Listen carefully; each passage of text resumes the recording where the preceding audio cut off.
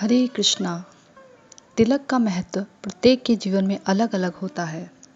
माथे पर रच लगाएं तो तिलक बन जाता है।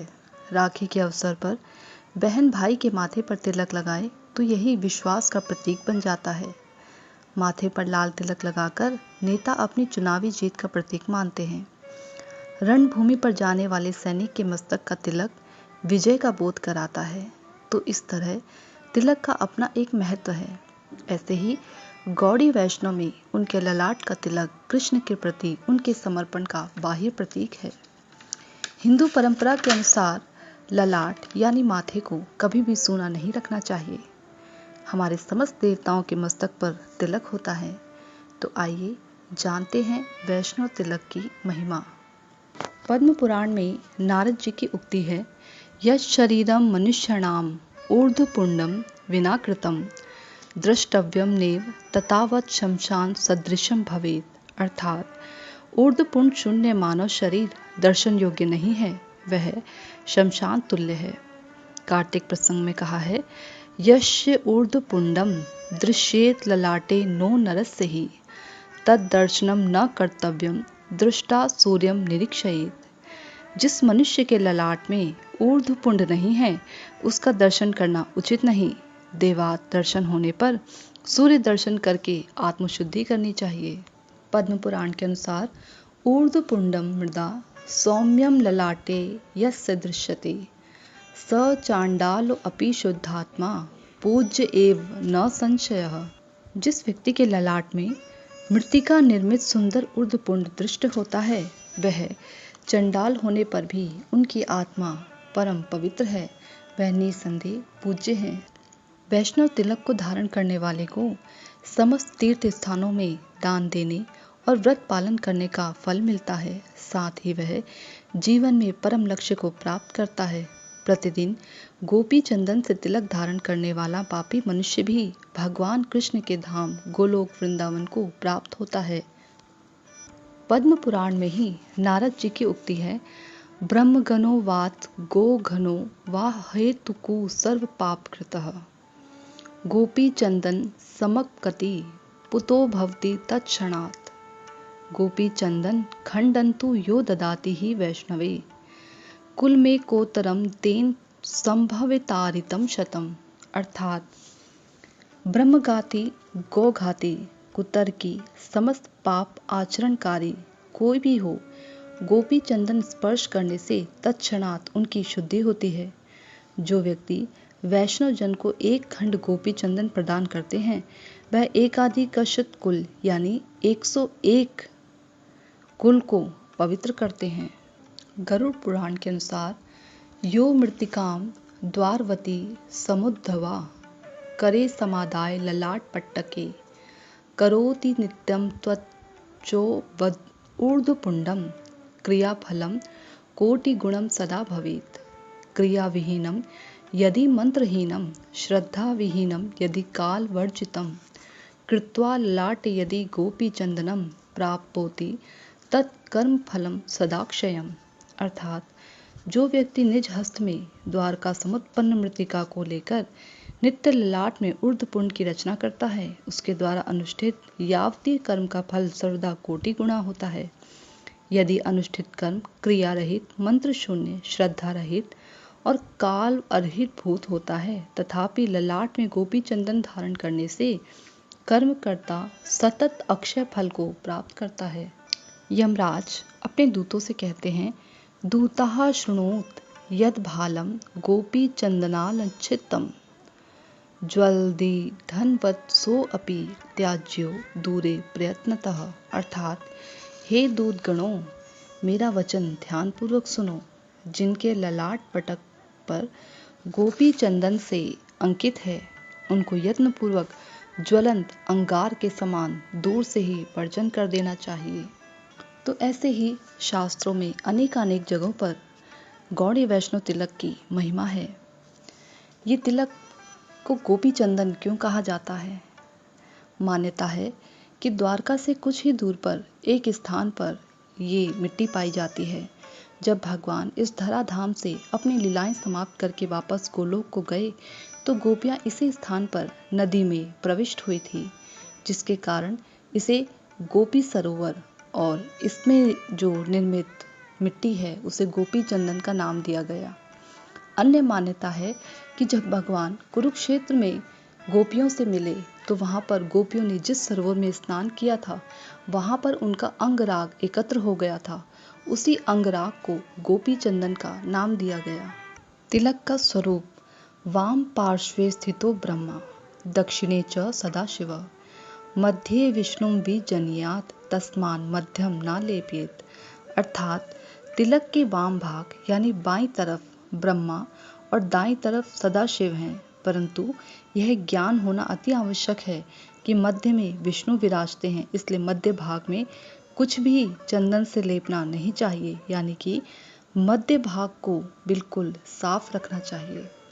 माथे पर लगा चंदन का जो तिलक है उसमें जो 2 रेखाएं हैं वह भगवान के चरण कमलों को प्रदर्शित करती हैं और नीचे बने पत्ते के आकार में तुलसी पत्रम यानी भगवान के चरण कमलों पर अर्पित की गई तुलसी का प्रतीक है। बाएं हाथ पर थोड़ा सा जल लेकर उस पर गोपी चंदन को रगड़ना चाहिए। तिलक बनाते समय इस मंत्र का उच्चारण करना। ललाटे केशवम ध्यायेन नारायणम अथोदरे वक्षस्थले माधवम तु गोविंदम कंठकूपके विष्णुं च दक्षिणे कुक्षौ बाहु च मधुसूदनम त्रिविक्रम कंधरे तु वामनं वाम पार्श्वके श्रीधरं वाम बाहो तु ऋषिकेशं तु कंधरे पृष्ठे च पद्मनाभं च कटयामं दामोदरम न्यसेत्। अर्थात मस्तक पर ओम केशवाय नमः, नाभि के पास ओम नारायणाय नमः, छाती पर ओम माधवाय नमः, कंठ पर ओम गोविंदाय नमः, पेट की दाहिनी ओर ओम विष्णवे नमः, दाहिने हाथ की बाह पर ओम मधुसूदनाय नमः, दाहिने हाथ के कंधे के पास ओम त्रिविक्रमाय नमः, पेट पर बाईं ओर ओम वामनाय नमः, बाएं हाथ की बाह पर ओम श्रीधराय नमः, बाएं हाथ के कंधे के पास ओम ऋषिकेशाय नमः, पीठ पर सिर के पास ओम पद्मनाभाय नमः, कमर पर ओम दामोदराय नमः। अंत में हाथ धोने के बाद बचे हुए पानी को शिखा के ऊपरी भाग पर ओम वासुदेवाय नमः के उच्चारण के साथ लगाना चाहिए, जिसे वैष्णव जन द्वादश तिलक के रूप में कहते हैं। यह द्वादश तिलक इस बात का प्रतीक है कि ये जो शरीर है ये भगवान का मंदिर है, जिसके हृदय में भगवान विराजमान रहते हैं।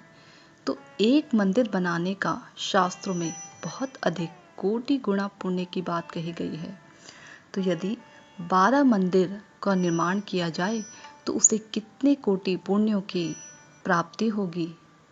इसलिए शरीर के 12 अंगों पर भगवान को विराजित किया जाता है तिलक लगाकर। तो ये भगवान के मंदिर के रूप में माने जाते हैं। क्या रात्रि के समय ऊर्ध्वपूर्ण तिलक धारण करना चाहिए अथवा नहीं? शास्त्रों के अनुसार सब समय मस्तक पर ऊर्ध्वपूर्ण तिलक धारण करना चाहिए। ना जाने कब मृत्यु ग्रस्त ले जाए, इसलिए शास्त्रों के अनुसार सब समय ललाट ऊर्ध्वपूर्ण तिलक से सुशोभित होना चाहिए। कई साल पहले की बात है, एक राजा था, बड़ा ही दुराचारी और कठोर प्रवृत्ति का। उसके राज्य में सभी दुखी थे, उसके पड़ोसी राज्य के राजा भी और उसकी प्रजा भी। उसके पड़ोसी राज्य के राजाओं ने सोचा कि अगर इस राजा का अंत कर दिया जाए तो सारी समस्या ही समाप्त हो जाएगी। परंतु वह जानता था कि इस दुराचारी और कठोर प्रवृत्ति के राजा को युद्ध में हराना लगभग असंभव है। इसलिए उस राजा को मारने के लिए पड़ोसी राज्य के राजा ने षड्यंत्र रचा। राजा ने अपने गुप्तचरों से उस राजा की दिनचर्या की जानकारी जुटाने के लिए कहा। गुप्तचरों की जानकारी के आधार पर राजा ने आज्ञा दी कि जब वह दुराचारी राजा संध्या को जंगल में वन विहार को निकले तो उसी समय उसकी हत्या कर दी जाए। राजा के कहे अनुसार सैनिकों ने राजा की घुड़सवारी करते समय उस राजा पर हमला कर दिया और राजा का सर धड़ से अलग कर दिया। इस हमले से राजा का सर दूर जा गिरा। जहाँ राजा का सर जाकर गिरा, वहीं एक संत मस्तक पर गोपी चंदन तिलक लगा रहे थे। संत के तिलक लगाने के दौरान गोपी चंदन तिलक की कुछ बूंदें धरती पर गिर गई। जिस जगह संत के द्वारा लगाए जाने वाला तिलक गिरा, ठीक उसी जगह उस राजा का सर आकर गिरा, जिससे गोपी चंदन राजा के सर पर लग गया।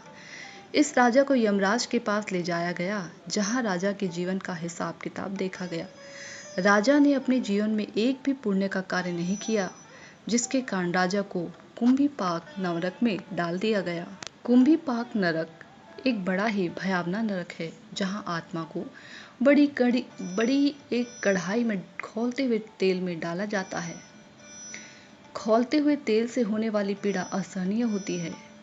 कुंभीपाक नरक में जैसे ही उस तेल में राजा को डाला गया, तो उस खौलते हुए तेल की अग्नि एकाएक शांत हो गई और तेल की ऊष्मा समाप्त हो गई। यह विचित्र घटना देखकर सभी अचंभित हो गए। इस घटना की जानकारी धर्मराज को दी गई। धर्मराज भी सोच में पड़ गए, आखिर ऐसा क्यों हुआ। उसी समय वहां नारद जी का आगमन हुआ। नारद जी को सारा दृष्टांत सुनाया गया। नारद जी ने सारी बात जानकर अपनी दिव्य दृष्टि से सारी घटना को देखा। सारी घटना को जानकर नारद जी ने धर्मराज से कहा कि अंत समय में इस राजा को गोपी चंदन का स्पर्श प्राप्त हुआ। गोपी चंदन के प्रभाव से ही कुंभीपाक नरक की अग्नि शांत हो गई। गोपी चंदन के इस प्रकार के प्रभाव को जानकर सभी अति प्रसन्न हुए और श्रीहरि की जय जयकार की ध्वनि यमलोक में गूंजने लगी। तो देखा आपने गोपी चंदन के तिलक की महिमा। हरे कृष्णा।